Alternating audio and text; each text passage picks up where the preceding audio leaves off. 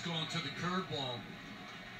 Getting these 7 outs, it's like the reliever going the second time through the order.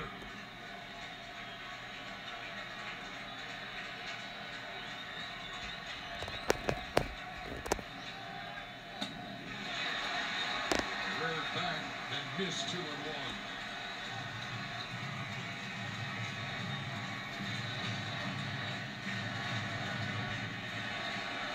Jason Ward is on deck. He has a walk-off home run in the postseason on his resume.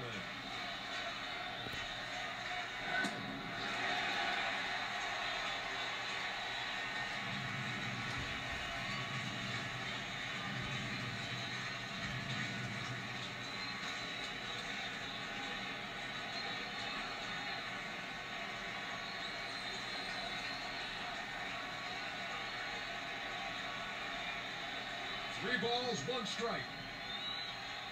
And off the end of the bat.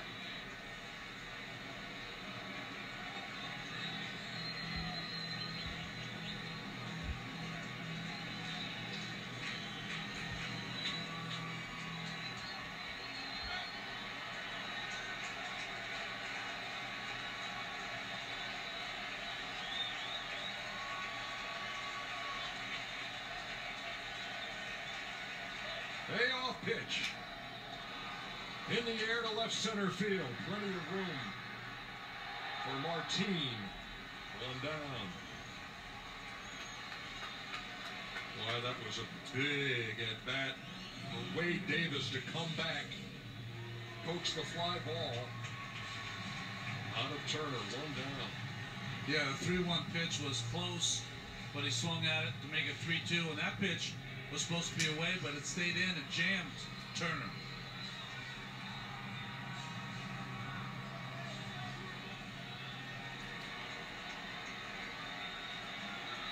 Now here's Worth. He's hit the ball hard here in Game 5. He's had a double and a single. He scored a run, walked a couple of times.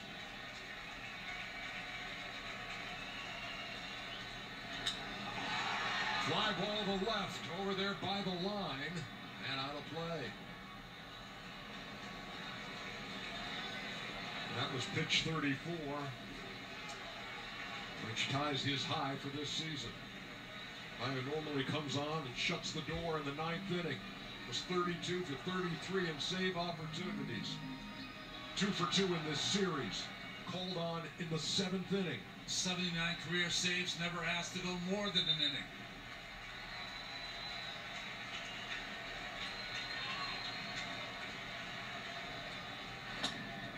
One is upstairs, down even.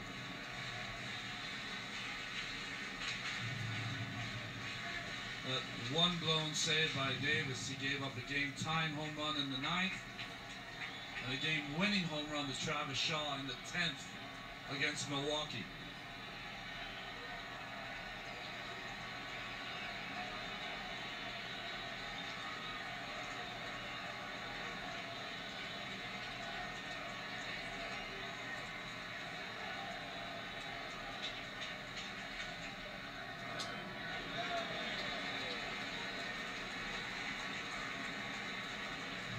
Balls and a strike. Davis making like he's back to his starter days. 2-seamer, he ran in on Worth. When he first came up, he was a starter for Joe Madden and the Tampa Bay Rays.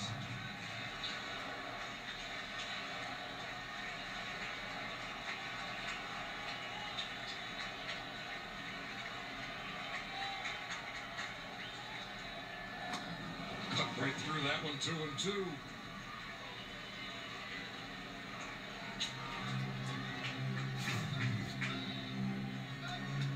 Davis is not thrown in the mid-90s. Well, he is there with that 95-mile-an-hour fastball, but right on the corner.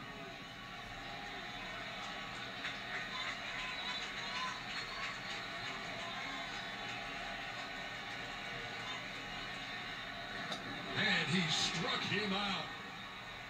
Wade Davis.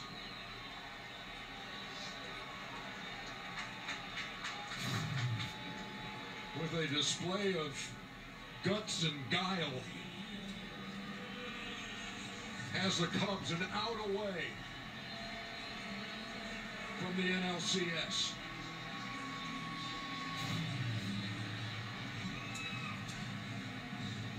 Not often talked about how great that trade was to get Wade Davis from the Kansas City Royals for Jorge Soler, who ended up in the minor leagues.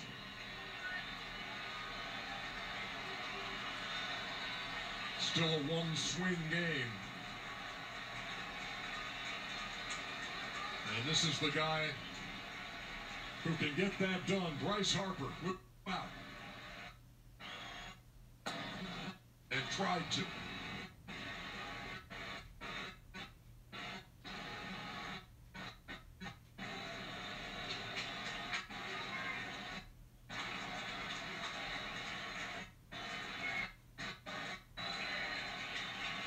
It's 4 years since he's thrown this many pitches in an appearance.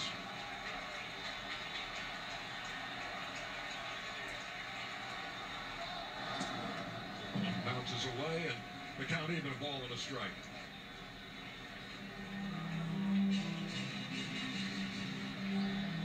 Harper doubled in the sixth when the Nats were scoring 2.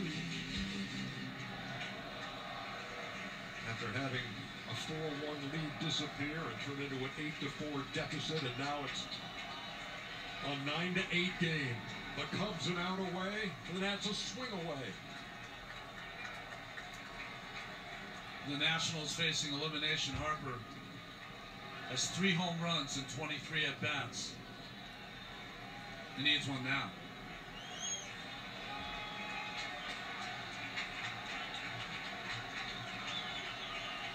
A 1-1.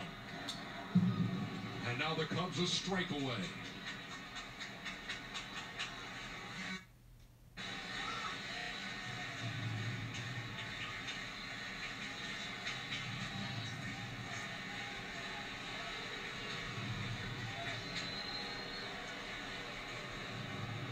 Meeting on the mound with Contreras and Davis,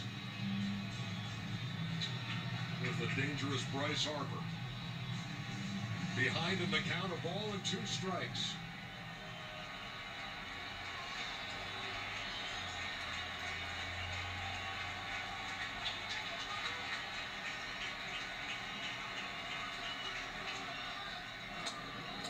And a notion held up.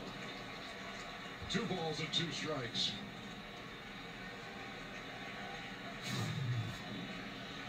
Again, throwing 2 different kinds of fastballs. That one running away from Bryce Harper.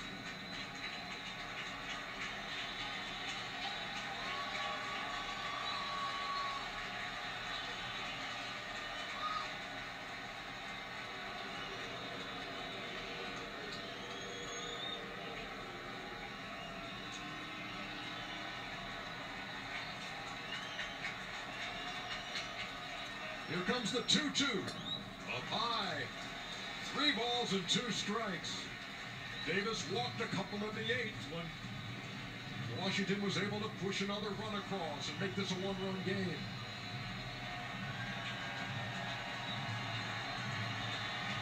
Ryan Zimmerman waits on deck, begging for a chance. 3-2 curveball here to Harper. Here it comes. He struck him out. And the Chicago Cubs, their quest to repeat begins in earnest in Los Angeles. And for the Washington Nationals, bitter October disappointment yet again.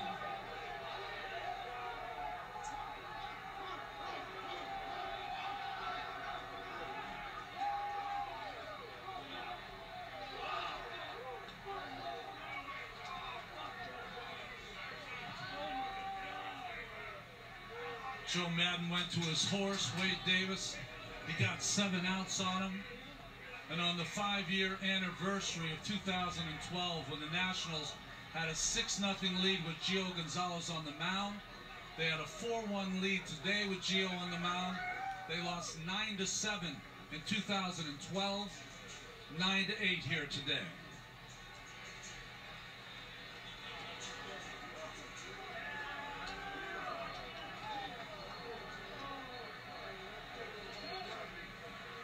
to the NLCS for the third straight time. Headed to Chavez Ravine on Saturday. Here's how Wade Davis recorded the last out, the strikeout of Bryce Harper.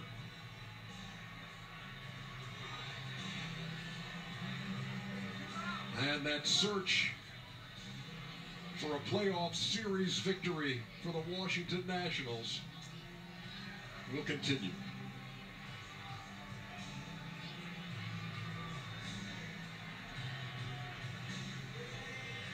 This was the kind of 5-game series, Ronnie, we thought we were going to see.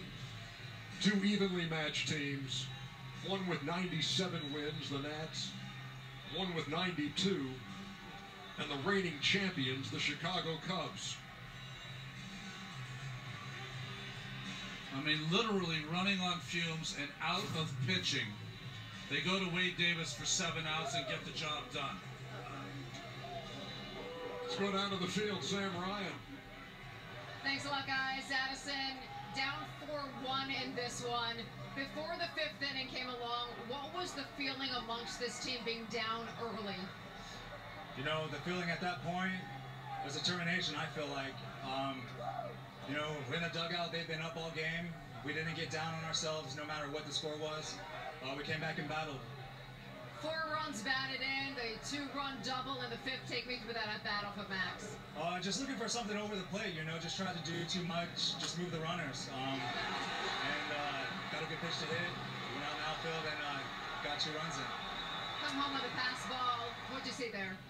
Excuse me? You come home on the pass ball. Like, on Hobbies at that. What did you see there? We've all been taking great at-bats. You know, once was passed, you know, take it off. Back to the NLCS, this team was down 5.5 games in the Central at the All-Star break. How was this year different for you guys? Year was winning the World Series and all. Young guys having success. We got a great clubhouse. We continue to work, you know, but our opponents, they've been really hard to beat, you know. The Nats, that's a great ball club that we just beat.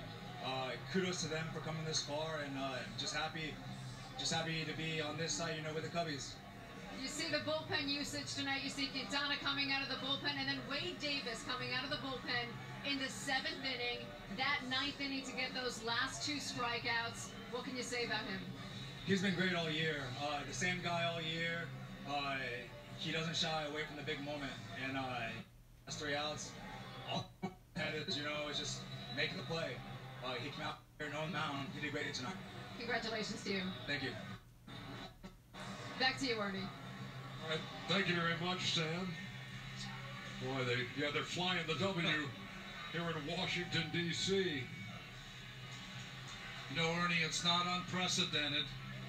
In 2016 World Series in Game 5, Joe Madden asked Aroldis Chapman to get 8 outs. He did, and Wade Davis got the 7 outs they needed in tonight's game. And he's down there with Sam.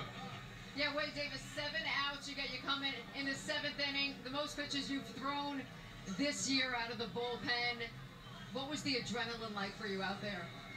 It was a lot at first, and then you know, started to get a little bit tired towards the end. But having Wilson back there in that pickoff play was definitely uplifting, and such a good team over there, and first-class team. So it's definitely come out with a win is really big. I want to ask you about the pickoff play in Lobaton. Obviously, some traffic there in the 8th. When you watch the replay, what did you see? What did you see while it was happening? I really didn't see it. I was already planning on the next pitch on Turner. You know, you're always trying to move on the next pitch, but thank goodness that was the outcome. 1-run game in the 9th. Those last 2 strikeouts, take me through those. Just trying not to give in to any of those guys. Those are game-change type hitters, a lot of power, and you'd rather get them on first and give up homers. So just trying to not give in to them and just keep making pitches. Congratulations to you, off to the NLCS. Thank you. Back to you guys. Doesn't get any tougher than that guy right there. Wade Davis, who nails it down.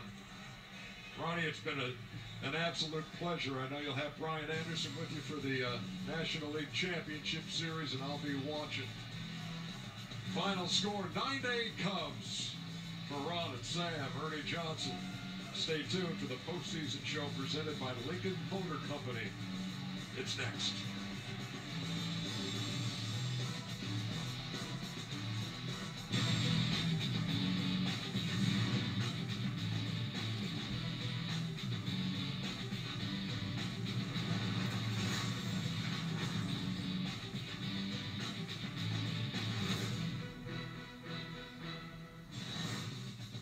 What a long, strange trip it's been. A wise man once said it. We just lived it over many, many hours. I mean, a long time ago. As good as dead. It's, even the Princess Bride, they said he's not dead, he's mostly dead. Welcome to the postseason show presented by the Lincoln Motor Company. Casey Stern, Gary Sheffield, our Hall of Famer Pedro Martinez. Yeah. The MVP, Jimmy Rollins, and wow, what a game which had a little bit of everything. Fittingly, it is Friday the 13th, so we will take a look back at the 5th inning at some point. Let's look at the highlights. Gio Gonzalez, Kyle Hendricks, the matchup on the mound. Tied at 1. Cubs were up a bit until this. Daniel Murphy, we knew he would come through, Chef. He did a couple times in this game. Yeah, he's a contact hitter, slash home run hitter when he needs to be. And he got a pitch up, and he did what he was supposed to do with it. Well, you want to talk about doing what you're supposed to do. You're supposed to take advantage of moments. How about two aboard? Michael Taylor goes deep, became tonight the first player in the history of baseball with 4 ribbies in consecutive games in a playoff series. Pretty impressive from a kid that wasn't even starting at the beginning of the season. I was saying the same thing. He wasn't even supposed to be here in that situation, but he's done his thing. Maybe we're witnessing the birth of a new what he did in crunch time when it mattered. Impressive. The first to do something like that. Well, this isn't the first you've seen something like this from the Nationals, where their fans tried to approach the Zoltar machine that they had in big at some point during this 5th inning to try and reverse the curse. Pedro, you reversed one of those. I mean, this is as cursed as it gets, right? No, it's not really cursed. I think it's lack of concentration and not pretty baseball right here. Not pretty baseball. I think Weeder, specifically, I think lost his concentration, made some bad choices towards the end, and cost them a lot. So you're saying curses are real? No, they're not real. One controversial call in that inning will go back to and explain from a league standpoint why there wasn't a review. In the meantime, Matt was in, was himself, ends up hitting John Jay. He was kind of all over the place. You can't blame him, Chef. Obviously, the hammy issue only had a couple of days rest, but he wasn't right. I mean, this guy, certainly he just went out there and gave you everything he had. I mean, just one break here and there, he's out of the inning. But, you can see he was laboring a little bit, and he couldn't pull it through. Jason Worth had redeemed himself at the plate. Nice first debut, productive out, then a double, he had a single, and a little bit of a misplay there in the outfield as we move on to the 6th inning. And Ryan Zimmerman and Mike Montgomery in the Cubs bullpen, J-Roll, starts to let the Nats back in. Yeah, that's the, pressure bust pipes. And we saying, we saw a lot of poopy pants. Did you see some poopy pants? We saw a lot of poopy pants on both sides of the ball. And somebody had to win the poopy pants game, and the Cubbies ended up doing that. There were a lot of guys gripping bats tight. You could see some of the nerves. Daniel Murphy never seems to have that, especially against the Cubs. Big knock here. And then in the bottom of the 8th, Michael Taylor, again, another big base hit. Surprise? Continue to hit. It don't matter what the situation is. Hitting 8th, wherever you put this guy, I think he's going to be a star soon. Well, you want to put this guy and Jose Lobaton back on first base and let him stand there. You can't have that happen. Want to get away? You're Let me stand there.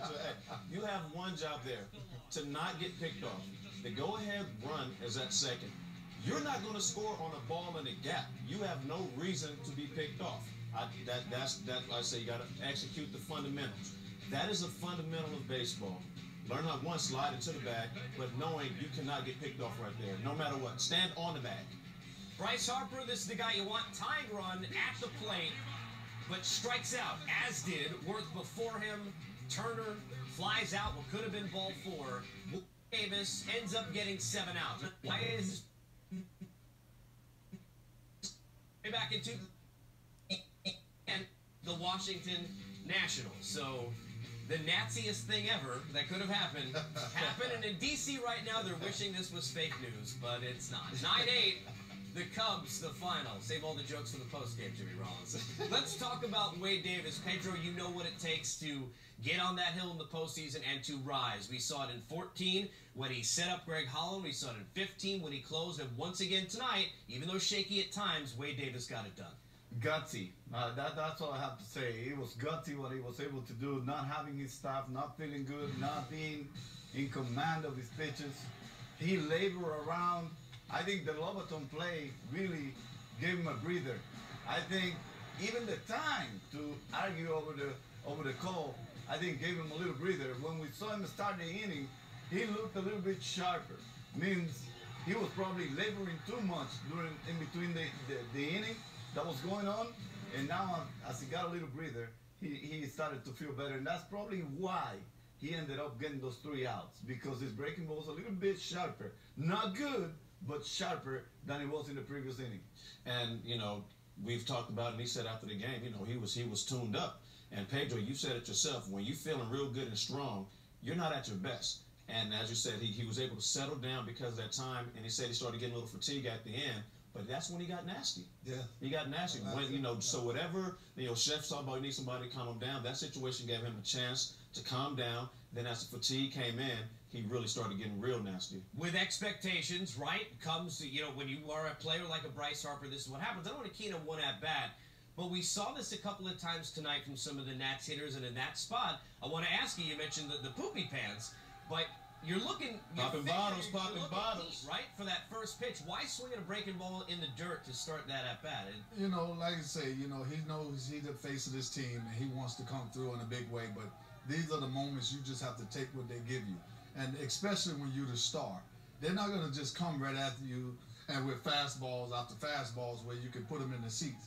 You got to know that they're going to throw you nasty pitches, and you just got to keyhole them and make that box real small. And when they come in that box, you have to make them pay. It's always close for the Nationals. It was. Trey Turner doesn't get on base. The Cubs win, and they continue their quest for a repeat. It'll be 2 heavyweights in the NLCS, which we'll break down later in the post-game show. Guys, you look at the champagne celebration, you think back, Pete, to what moment? You have to go 0-4, man. I enjoyed every single drop of champagne and beer and water, whatever I was throwing on my head that year, because it really feels different when you're able to win it. Now, I was in that room, Pedro. If at that point you would have shook your hair, I probably would have felt it across the way. Well, not so much anymore. I had a lot of champagne with the bucket over your head. Just the wee bit of champagne. Let's go back. It is Friday the 13th. Do It Right, presented by Ally, is I guess a little bit contradictory in this case, because the Nationals seemingly did everything wrong in this 5th inning. Max Scherzer on the hill. You know, look, the stuff wasn't there, Pedro. I mean, how difficult is that? Explain to us and the viewers to come in the way that he did tonight. Well, this is a guy that was hurt. His first game, even though he did really well, it's a game that was going to give him a little hangover.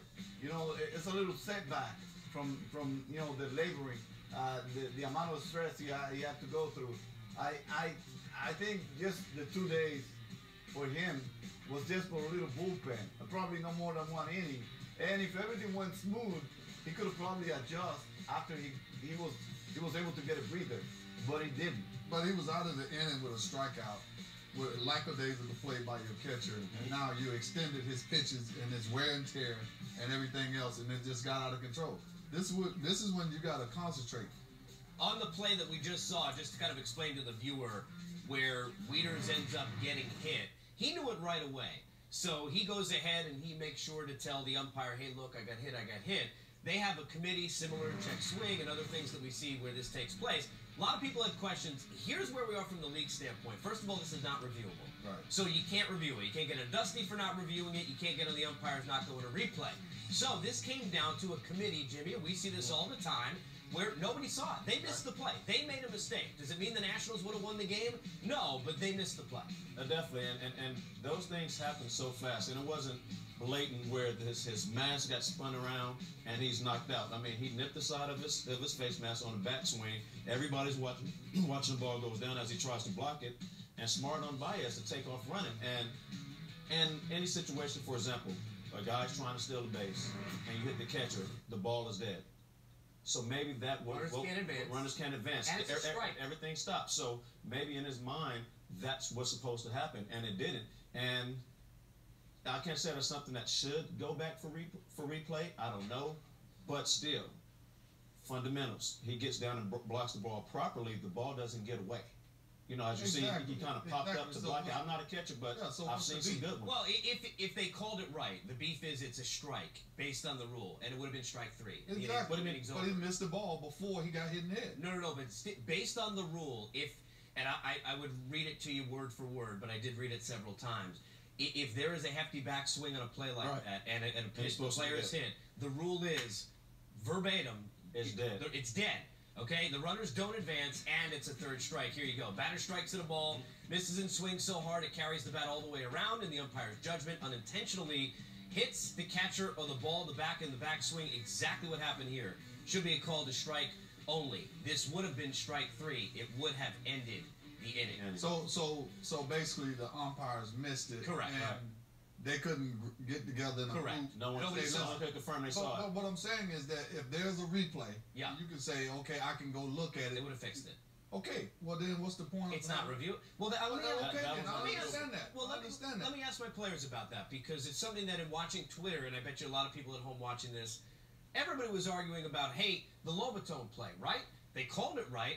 Is this really the integrity of the game? Is this what replay was for? It was supposed to be, remember Armando Galarraga, right? This was supposed to be a situation where there's that grievance, that egregious play, Pete, that you go ahead and you overturn. Is this really the way replay is supposed to be, where we're talking about, hey, look, we got to have it on every little play possible? Is that where the game should be right now? Well, in this particular situation, if I'm the Nationals, I'm pissed off if this is the case. Because if you have instant replay, but you're saying it's non-reviewable, that's a problem, because obviously something happened. And he was startled by getting hit with the bat because he was surprised. For sure. Now get together and let's talk about it. And if we need to fix this, let's go review it and then get the call right. And if they would have did that, they'd probably have a different ball game. Pedro? I think 3 things happened there. First of all, the umpire completely missed it. If you look at the umpire and where he's looking at, it's nowhere near where the bat made contact with the mask. The other thing is, Wheeler did not block the ball. Well, yes. Period. Yes. And the third thing is, he threw the ball to the boonies, which is what made it even worse. Trying to make up for his mistake. I can give the umpire credit for not really being aware of the situation, or not being aware that the contact happened, but he went to his crew. He went and asked someone in the crew. Which is what he's supposed to do. Right. Which is what he's supposed to do. Right. Whether he missed it or not, nobody saw it either. If he didn't see it from where he was, I doubt that anybody in the umpire's crew was able to see it either. And that's the point of going and looking at the replay. But that's not reviewable. Okay, Why? But it should. Why? This is what I'm saying. Exactly. It's something that probably has never happened, and nobody took it in consideration when they were fixing what should be viewable or not. Yeah, because replay is always evolving. Reactionary. No, it's always evolving. It's like, well, this happened, now we have to consider adding this as something that can be replayed. So it'll keep growing and growing. Right now, it isn't. And, unfortunately, it's too bad for the Nationals. Well, and remember this. We've been here sitting through it before. Ironically, you're sitting there watching it with your teammate and Chase Utley in that play with Ruben Tejada. 3 of us are on set talking about it. Joe Torre came on at the time. Remember, nothing happened. And then all of a sudden, what happened? You get the slide rule. Reactionary, yes, but they made a change because it got put on national display. I would almost bet you that there will at least be a conversation about putting this in there because it came on. That's the main reason why we're here. Absolutely. That's the main reason why we're here. I thought it was to say poopy. No. We joke around when we do things, but this is serious. This is part of baseball. Now, the commissioner, I'm pretty sure, is going to take a look at it. MLB and the Players Association will go over it, and they will probably make this reviewable in the future. But as of today, it's legal. Everything that happened is bad baseball on the national side by Witters and everybody. But it's a rule, and but it has to be seen. reviewable. Right, Yes. it has to be seen. Yes. But yes, no, it That's should be that's what I'm reviewable. saying. No doubt about it. From now on, That's the they purpose can of add it. Right. That's the But purpose it's of not- it, to but help not with everybody error, is. human error. So Baseball likes conversation. They may like this. After everything that went down, Taylor says in Game 5 of the NLDS, good chance it'll later be remembered as the Poopy Pants game. It's Friday the 13th, so everything weird is supposed to happen. and it happened. You know, it happened. It happened tonight. It happens on this set often. Saturday, we'll be back here right in the spot, 7:30 Eastern Time. Your pregame on TBS, presented by Alfa Romeo. Get ready for Cubs and Dodgers game number 1. We have much to accomplish. We come back after. Bubbly, bubbly. That good burn.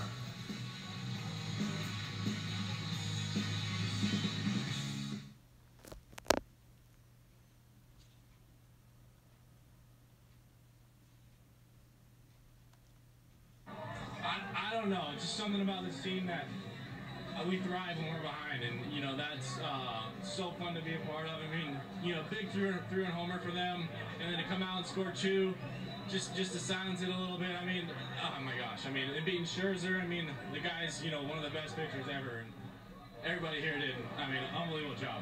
Hey, B, congratulations. Go relax and celebrate, man. Thank you. Oh, the Cubs are down 4-1 at one point. Joe Madden has the magic again. Went to Wade Davis for 7 outs. Cubs moving on. Let's listen to Joe on MLB Network. Sure, now that the offense really woke up tonight, how much can you think it can help be carrying forward against us? Hopefully it will, but actually we scored a lot of runs on outs and awkward kind of plays. It was just one of those will to win kind of situations. Our guys were not going to be denied. They get the big homer. It's 4-1 immediately. Kyle struggles to get through 4, then turn it over to the bullpen, try to utilize everybody. I was prepared to use Wade for 6, but what's the difference between 6 and 7 outs, right? So come out for the 7th one too. Give our guys credit, man. Just give our guys credit. Every last one. There's a total buy-in among the group. Nobody cries or complains about playing or not playing. Zoe is ready to come off the bench and talk to me. All that stuff matters. So that's what's the most exhilarating part about the whole vibe for me right now, is that everybody's bought in. Next question.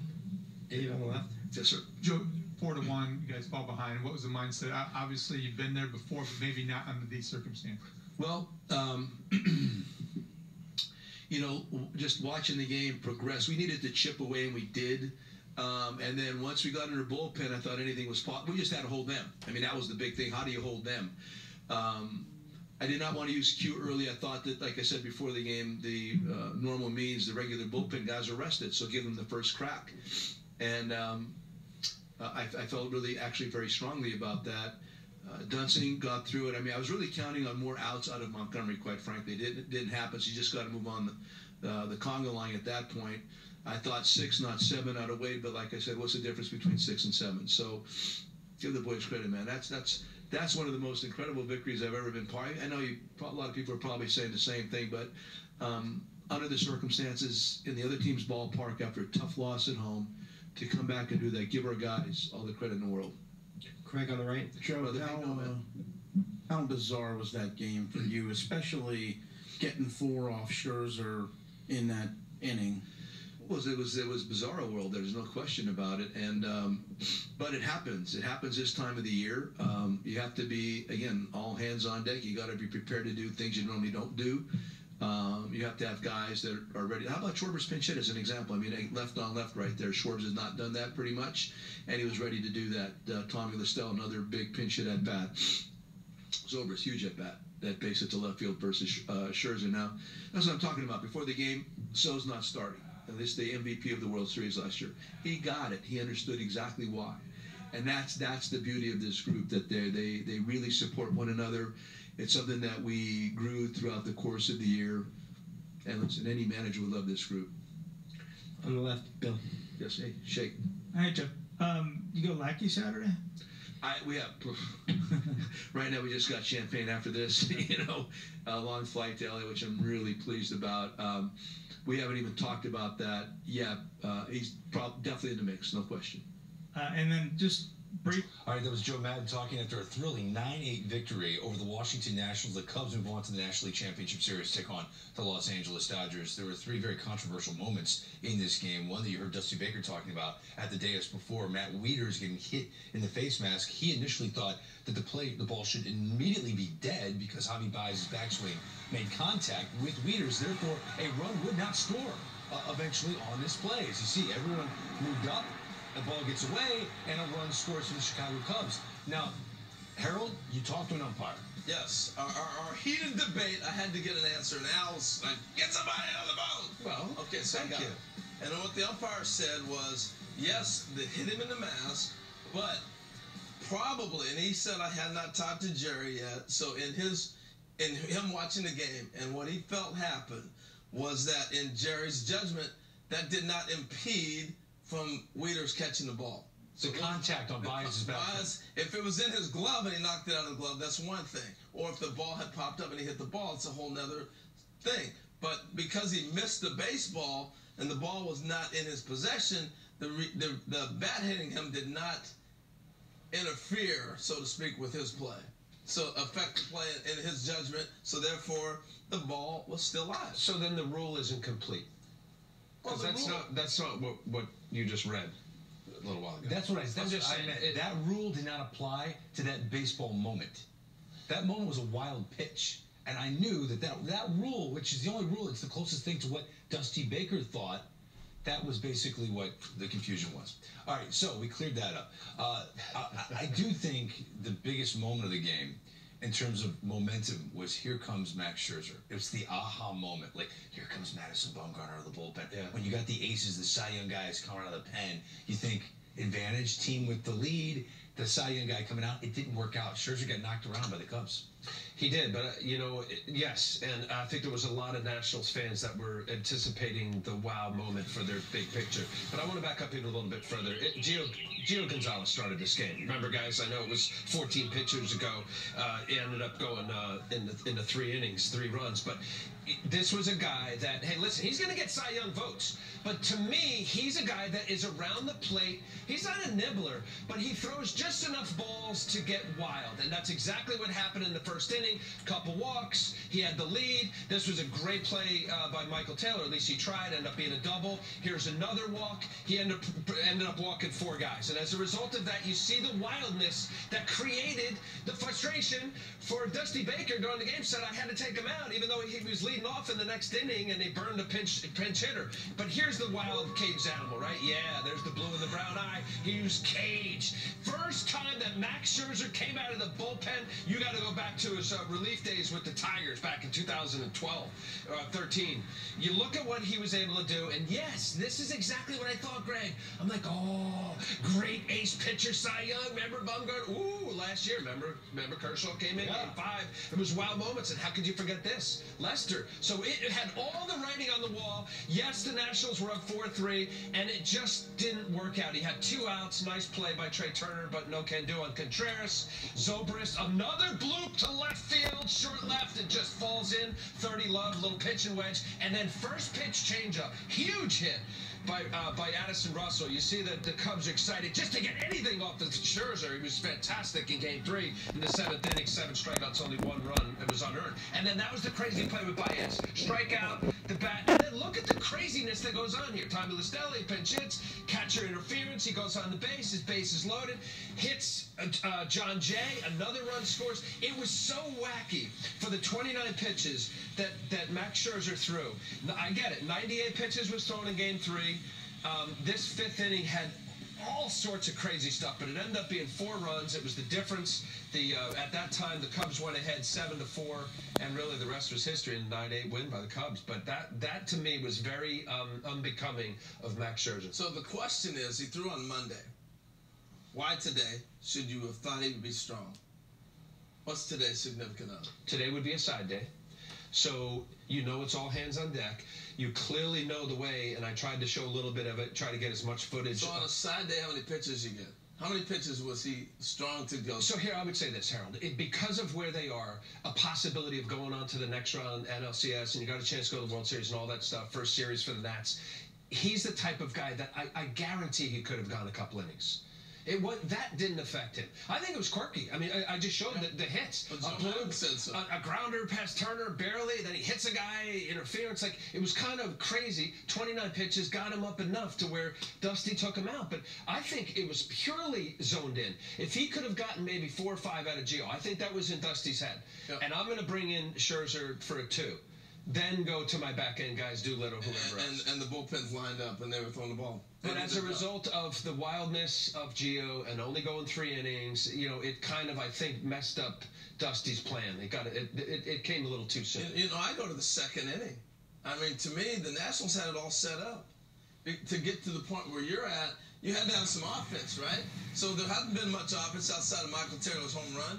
So you come today against Hendricks, who shoved it to him last time, and you go back, we're going to make him get the ball up. Boom. See you later, Murphy. You know Hendricks wants to live below that line and get ground balls. So now you're feeling like, okay, guys, we discussed this on the plane. We got a game plan. We're putting it together. Any ball up, we're swinging.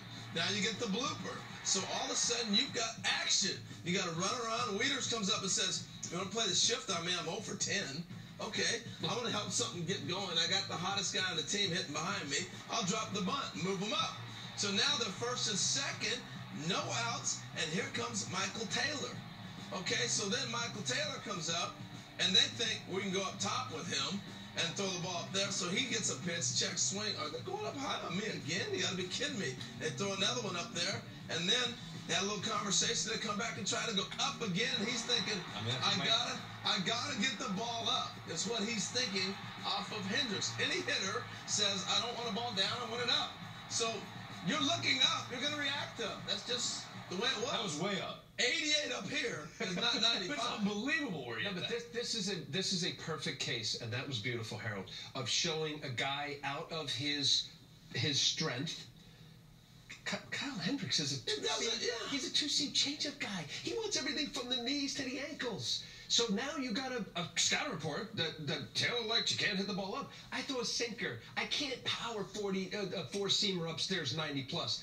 To me, that's like where scouting at the uber level gets in the way of what you know is right. Right. Yeah. It's just poor pitch selection, in my opinion, for a guy that really lives downstairs. And it's funny, when we looked at the starting lineup for this game, a couple guys were missing. No Schwarber, no Ben Zobrist. Ben Zobrist, clutch performer in the postseason in his career. We're like, how is he not playing? We're like, he's going to get in the game. He got in the game. Yeah. Had a big hit for the Chicago Cubs. Had a couple at-bats, which got Braun after the 9-8 win for the Cubs. Ben, when the guys just huddled up after this thing, what was everyone saying? Not much. It just, everybody feels like Wade needs to be right in the middle of this. I mean, just such a big part of this club all year long. But then what he pulled out at the end of the game today for us was second to none, for a closer. So, I mean, he just got a big heart, big guy. I mean, comes in big in the clutch. You're battling the liquid just like you battled Max Scherzer in the 5th. Take me through that at-bat. Yeah, I mean, he got ahead with a heater away, came in with the fastball inside, and then threw a pretty good changeup. So I kind of, from that point on, had to respect the changeup a little bit more in the at-bat. I thought he would throw it again, but he kept coming with the heater, so was able to get the hands inside of the heater later in the at-bat and push it out into left field. How mentally taxing was this game to get through for you? Yeah, I mean, certainly you kind of hope that it goes a little smoother than that. But you know what? Great teams, they grind through moments like that, and you gotta get through moments like that too to win. So we definitely, as a club, had to pull through, keep believing in each other. And in the end, we were able to come out with the victory. Keep grinding through this party. Enjoy it, man. Congrats. Thank you. You always look for the experience, right? I mean, Ben Zobrist has really lived 2 separate careers. How about when he went to Kansas City? Came with this big hit right here in the World Series. Against Houston in the postseason. Then they go to Toronto. He comes up with the big home run in 2015. Left-handed, right-handed. He carried the Royals to a World Series. I mean, with all the big knocks. And then how about against San Francisco in the World Series? They didn't win this one, but he continued to have big at-bats. So what's he do? The Cubs say, oh, we need Ben to win one for us. So he comes back the following year and he beats the Indians. And then this year, he comes back tonight and flips this out there off for Scherzer. This guy's had some big moments. We always think about postseason and greatness, and we equate it to home runs or strikeouts. How about the guy who just gets hits? Ben Zobrist gets hits, and he's the last guy on the opposing team you want to see come to the plate. He's going to give you a tough at bat. Absolutely. He's going to get a hit with 2 strikes, or he's going to move a runner. He's going to do something that's going to help his team win. You're talking about a fundamentally sound baseball player, right? Yeah. I mean, maybe good in a lot of areas. You don't really pull out the great, but he's solid. I'm with you. I mean, I think versatile guys like this have become more popular as we move along in the game. Former Tampa Bay Ray, who Joe Madden fell in love with when he managed him there in Tampa Bay. Who did he lean on to get 7 outs in the game? Lean on me. Former Tampa Bay Ray. Right. Yeah. Wade Davis. The Chicago Cubs did it again. They end the season of the Washington Nationals on their turf in D.C. Cubs 9, Nats 8. Full coverage of this game. An epic ball game in our nation's capital. MLB Tonight is back right after this. MLB Tonight is presented by Matchup. You've got the Cubs looking for a repeat, and the Dodgers, we just dealt with it with the Nationals, trying to get over their hurdle, get to the World Series. They've had all these division titles. Their team had that little bit of a lull. We talked about it as this week has gone along. Everybody got worried, guys. They lost 11 in a row. People are freaking out. Dogs and cats living together, mass hysteria, to quote Ghostbusters. And then guess what? They became the Dodgers again. And that's what we saw in this series. It begins with Clayton Kershaw. Let's start with the pitching on the mound. What did you see that you liked in the last series, and what can the Cubs expect now in the NLCS? I saw him stop being sharp. I mean, he wasn't locating as well as he would like to, but his stuff was strong, was sharp. Whenever he was able to consistently hit the release point that he wanted, his stuff looked sharp, crisp. Now, the homers, a lot of people might question that, but when you find yourself with the lead like that, you don't worry too much about making those perfect pitches. You go and you attack the strike zone. Arizona was an aggressive team that could hit the long ball, so they kind of ambush a little bit of Clayton Kershaw. But as far as going out there and being sharp, and I think I expect him to be fine. I expect him to be the Clayton Kershaw that we all expect, especially with such a long rest now to get everything settled the way he wants it. This is a different Cubs team that they faced early in the season. They had their way with them, but you know the Cubs team now remind me of the Cardinals. You know when Kershaw. Don't tell that to a Cubs fan. Well, I'm just saying these guys are gonna give you some tough at bats. They're gonna grind.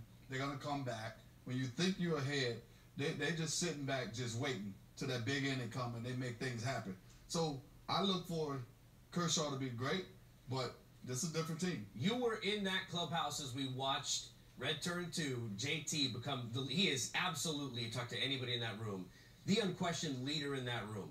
But he also led by example throughout the course of the season and into the playoffs, was fantastic in the last series. Really every at-bat that was counted on, he came through. And that's what you expect from the guys that are on the field. You know, there are certain positions that are kind of, you know, deemed to be leader. A big third baseman or a power-hitting third baseman, the shortstop, the center fielder, a catcher who basically controls the defense. But what he's done, like you said, has been on the field. And times that we needed a hit, when this time came up, this is how we do it. Everybody jump on the train. If you don't do it, just get me up there, and I'll show you how to do it until you come along. And leaders, they don't knock people out the way. They invite you to get on that ride with them. And that's what he's done. He didn't get to the top and say, no, this is my pedestal. It's like, I'm up here, everybody come along with me. And they've come a long ways. He's come a long way. He was rewarded also. So I'm glad to see JT there. I liked him, although I wasn't a Mets fan. I liked him when he was over there. I always spoke with him. So I liked him. And I like him in a Dodger uniform even better. Yeah, I bet you do. Yeah. That team that played the Cardinals at that time is not the same team this year. The Dodgers are way better. We step out, we'll come back. We ask you, who's your daddy? Who should Pedro pick? Choices at the bottom. When we come back, the choice of CC was the right one. CC, Didi, Chappie, and the Yanks on their way to face the Stros. We'll break it down.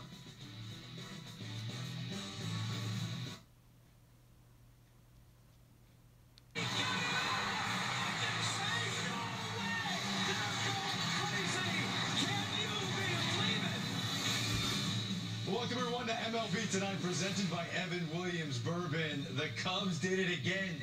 Inside Studio 3, Greg Amsing, my friends Harold Reynolds and Al Leiter. This is a team that just figures out a way. It's not always pretty, but they survive the Washington Tell you Nationals. what, they're tough to beat because of the experience. They know how to win ugly, win big. You knew, Al, that as much as they struggled during the summer, they were playing one-run games and kind of figured out and win. That was going to pay big for them if they just got into postseason. We're witnessing it right now. Pretty great game in the sense of excitement, right? It teeter-tottered both ways. There was a lot of decisions, a lot of crazy plays, good plays, some bad plays. I just think ultimately when you have a guy like Wade Davis or a closer that did what he did to close out the game, that was special. If you're a fan of bullpenning, boy, do we have a treat for you. A lot of pitching changes in this one. It started with Kyle Hendricks. Looking to repeat his 7 shutout inning performance from Game 1 for the Nats is Gio Gonzalez. Well, they're both coming out, you're thinking they got to get to the 4th or 5th. We are thinking that. Right? Yeah. They got to get to 5. We're in the first. Gio against Rizzo. Oh, nifty play. But a run scores. John Jay with a double, able to get over the And that was an 0-2 pitch that allowed Rizzo to put the ball in play and drive a run. Little things came up big in this game. Oh, look at Javi Baez. Like this right here. I don't like this play. We'll get into it. We're going to do a demo on it. You know, you got a runner at third base, 1 out. I know you like it, Greg. I didn't like that one right there. Not the first hit. Oh, Daniel Murphy. Was that a mistake pitch? Well, he tried to come inside, and this is exactly what Kyle Hendricks does. He's got a little two-seam comeback, but he left it upstairs. Too much for the liking for Daniel Murphy. Speaking of upstairs, look at the pitch Michael Taylor hits right here against Hendricks. Swinging a long drive, deep left field. Jay going back at the warning track, at the wall. It is done. Goodbye. Michael Taylor has done it again. And the Nationals have put 4 on the board. Pandemonium in the nation's capital. Amazing, right? Michael Taylor, grand slam off of Wade Davis, and then high fastball, neck high, hits it out. Big home run. The Cubs trying to play comeback, bases loaded, 1 out. That's going to get a run home. So now it's 4-2. Next batter, Jason Heyward. He fouled off a couple pitches, which helped the Cubs because it led to this.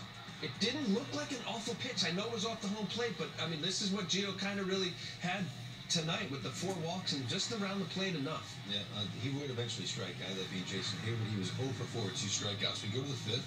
Here he comes. Here he comes. Mad Max Scherzer. Now, out in Los Angeles, on DQ Ballpark Camp, the Dodgers having a team workout, keeping a close eye on the game in D.C. Who we playing? Who we playing? Who we going to play? Who do they want to play? Scherzer.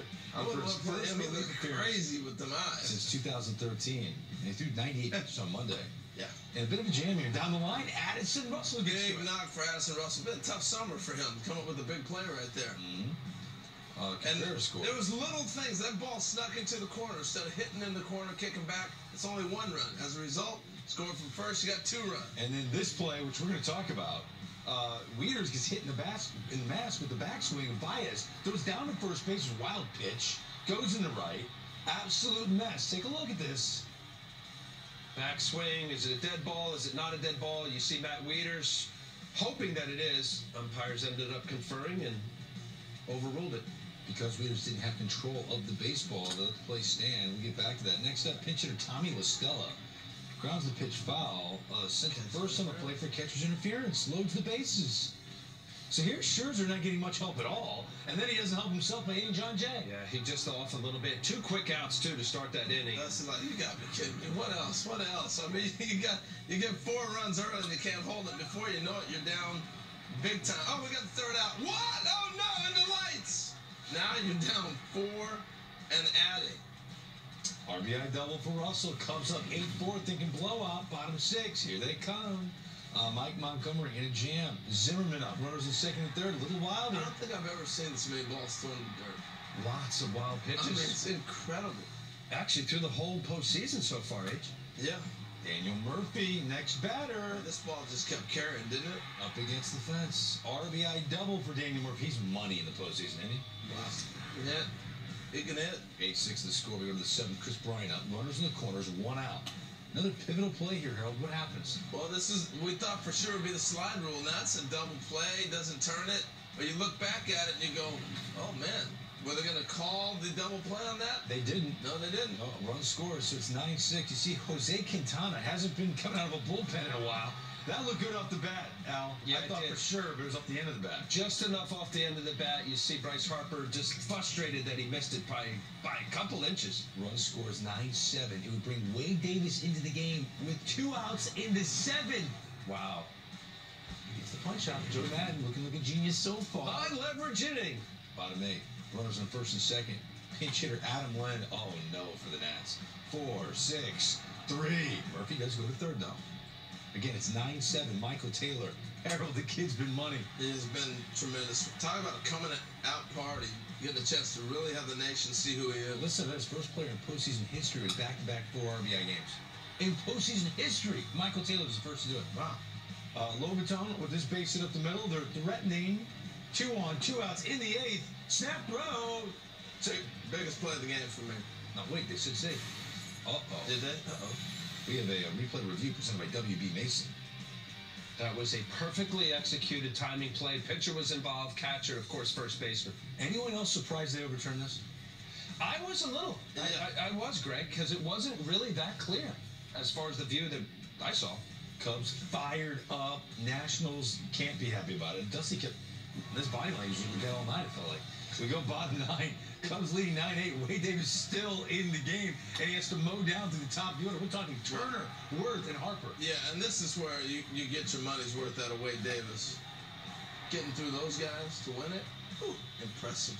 3 balls, 2 strikes. Harper at the plate. Let's watch. Swing on a strike 3 and the Cubs win it. The Cubs are in the league championship series for the 3rd consecutive year. What a game. They were down 4-1, and here they are posing once again after they celebrate a postseason series win. It is incredible. That was a team effort. On the other side, Dusty Baker has now lost 10 straight postseason series clinching games. 9-8 is the final. It hurts. Time now for the NLDS report presented by T-Mobile. Here's Chris Bryant talking about the crazy end to this series. I don't know. I'm just ready to sit down. I mean, that game was so long, back and forth. I mean, it's hard to top what we did last year in Game 7, but this game, I mean, it had everything. I mean, they battled us. We battled right back. I mean, it's a lot of fun to be a part of.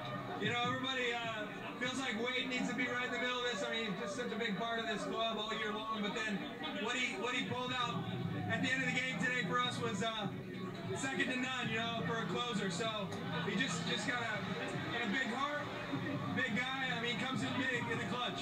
There was a lot at first, and then you know, started to get a little bit tired towards the end. But having Wilson back there in that pickoff play was definitely uplifting, and such a good team over there, and first-class team. So definitely come out with a win is really big. I was prepared to use Wade for 6, but what's the difference between 6 and 7 outs, right? So come out for the 7th one too. Give our guys credit, man. Just give our guys credit. Every last one. There's a total buy-in among the group. Nobody cries or complains about playing or not playing. Zoe is ready to come off the bench and talk to me. All that stuff matters. So that's what's the most exhilarating part about the whole vibe for me right now is that everybody's bought in. I love when Joe Madden talks The vibe. He talked about vibe a lot. The Cubs have a good vibe. And look, they deserve it, man. They had to go through a gauntlet against the Washington Nationals. Great starting pitchers. I don't know if you could say great starting pitching, but Gio Gonzalez, who's a Cy Young candidate this year, and Max Scherzer, who might win the Cy Young, they had to get through both of those guys in this game. You're exactly right. And listen, I think when you look at this story, Kyle Hendricks, great second half and down the stretch. And Gio, as you mentioned, he'll be 3rd or 4th, I think, in Cy Young votes. And then the Scherzer and said, so really you back up to here. The Cubs, as you mentioned, did mention, yes, Gio, is he effectively wild or just wild? I think that Gio Gonzalez is a guy, and he's really learned how to pitch with that curveball, that he got in trouble just enough of around the plate. And this was in the first inning, big shot to right field by Contreras. You see down in the zone, his curveball was missing. I thought he'd kind of hooked a few. This was a great effort by Michael Taylor, ended up going by him for a double. And then you look here, another check swing, did not go. You have a ball, then a wild pitch, a run scores. It's a mess. And after that, that even, I think it was on the telecast, you had Dusty Baker saying, listen, he was just wild enough I had to take him out. After the third inning, actually, they had a pinch hitter to lead off the next inning. Here you got Max Scherzer. Yes, I think he's going to be the Cy Young. And there's a wolf with the blue and the brown eye. He comes racing in. He did pitch to a couple days ago, 98 pitches, a spectacular 6 1/3 to 1 run that he gave up. But you got to look clear here, man. I'm thinking flashback. Every Nationals fan was looking at that, saying their guy. Remember Bumgarner back in 2014 World Series? How can we forget Kershaw coming in last year in the DS? And then, of course, John Lester, the World Series in Game 7. Stud, stalwart, starting pitchers coming in relief. It just didn't work out that way. After Brian and Rizzo getting 2 quick outs, little dribbler Contreras, base hit, nice effort by Turner. Another blooper to left center field. Ouch! I'd say Zobrist, I mean, gets it done. First pitch changeup, interesting. I wonder if Scherzer would have done that had he started the game. A nice, excellent bat by Addison Russell, ends up scoring 2. And this has got it where it got quirky. I thought it just was so unlike Max Scherzer being a part of it. Backswing hit the back of, or actually, I'm sorry, it was Tommy La Stella ended up the catcher's interference, and then John Jay, it hits him. You had the strikeout, and then to throw the ball down off of Baez. It looked like he was a bit out of sorts, and clearly, I mean, when you looked at that, I mean, the numbers are telling you right here with what went on and the probability of Scherzer coming in, and that point, 64%, the probability of them winning. Wow, the Cubs deserved it. As much as this was a teeter-totter, Scherzer coming in, they're up by a run. It's 4-3. You're thinking Dusty can get maybe a couple innings out of him. I think for sure that he had hoped that Gio Gonzalez would have given him more than 3 innings. You know, the Cubs deserved it. They earned it. They really did. Well, the biggest thing they executed when they needed to. And I'm telling you, the pickoff move was the biggest play of the game. And you heard Wade Davis say it rejuvenated him. Look, they had him on the ropes. I mean, he was out of gas, trying to figure out how to get an out. He gave up back-to-back hits. He was struggling through this thing. And Contreras looks around and says, we're putting on a pickoff play. The pitcher and the first baseman. The pitcher being, I'm going to throw a pitch that's a ball so you can make this work. But the first baseman, Rizzo, breaking and selling out. And here's what's impressive. You got a right-handed hitter. If he swings, he's going to hit a ball in the right field. They sold out. We are getting this out, this play right now, and we're going to go ahead and make it work. And they almost didn't get it. If Leviton stays on the bag, they don't get it. But obviously it got overturned on replay. But the guts to put it on. To say, you know what, we're going to look for an out. And that's a sign of a great team.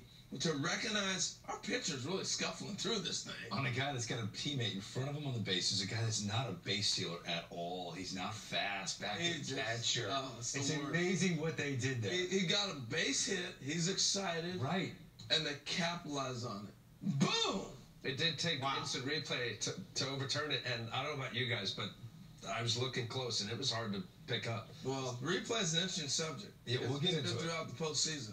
Joe We'll get into that a Madden, lot. Joe Madden, after the game, said, what's the big difference between 6 outs and 7 outs, really? If you're Wade Davis, is that a big deal? Yeah, for a reliever, for sure. Listen, you know, I know what Joe Madden's talking about. And this has been his stud all year. I mean, the guy's 32 saves out of 33 opportunities. But that extra out, as he said, yeah, it might be one pitch. But the reality is, for a reliever, you have to get up, pitch that out, sit down, and do it 2 more times. That does matter. It certainly ended up working out because, especially in the 9th inning, I mean, he had to go right through the teeth of the Nationals lineup, especially with Wirth, high strikeout, great fastball slider combination. That's what Wade Davis has done. Listen, this is a win, you move on, or you lose, you go home. So there's a little bit of that. History made in this game, though. And look at the guys, the company that he has joined. You're looking at the 3rd pitcher ever to register 7 or more outs in a save in a winner-take-all game in postseason history. Bumgarner was a starter, did it in 2014. Vida Blue, a starter, did it in 72 in the ALCS against the Tigers. This is the first relief pitcher. Yeah. A guy that was not stretched out for years to be a starting pitcher, to get up, sit down, a reliever to do this in a game like this. But you know what we saw? We saw a double play ball, right? And we saw a pickoff. Those were big plays for him to get him out of it. And what was impressive with the double play ball is how deep they were playing. They weren't double play depth. They were just playing deep. And they took advantage of it and were able to get it. All they wanted to do was control the game. You get to a certain point in a major league game or any game when you got a lead, you start playing outs. We need 6 outs.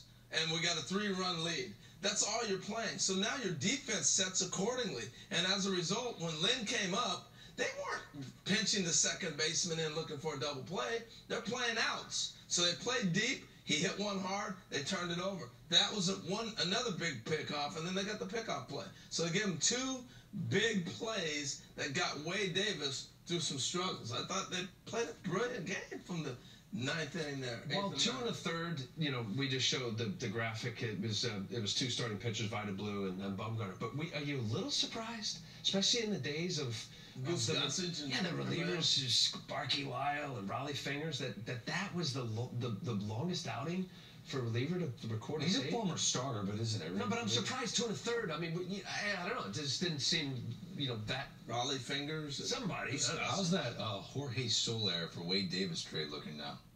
Whew. It really worked for the Cubs. Hey, we're just getting started. They need regular power, not Soler. There were 3 controversial plays in this game. Alright guys, thanks for coming. Subscribe. I'll definitely do more of these, and I'll upload the post-game interviews in about 10 minutes. Thank you for coming, guys. Have a great Friday.